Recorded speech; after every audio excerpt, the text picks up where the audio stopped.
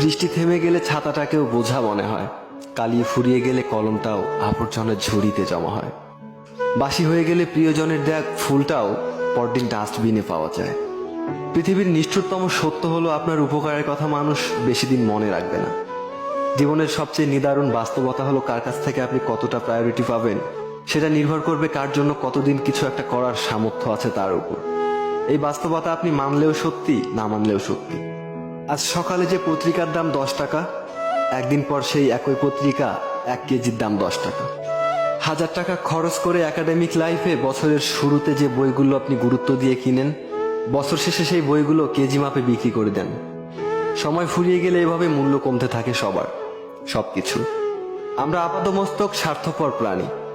ভিখারিকে 2 টাকা দেওয়ার আগেও মানুষ চিন্তা করে কতটুকু পুণ্য অর্জন হবে। বিনা স্বার্থে কেউ ভিক্ষুককেও ভিক্ষা দেয় না। এত কিছুর পরও চলুন একটা হেসে কথা বলি, রাগটাকে কমাই, অহংকারকে কবর দেই। যদি সুখী হতে চান তবে প্রত্যাশা কমান। আপনি কারোর জন্য কিছু করে থাকলে সেটা চিরতরে ভুলে যান, কারণ সেটা যতদিন আপনি মনে রাখবেন ততদিন সেটা আপনাকে অহংকারী করে তুলবে।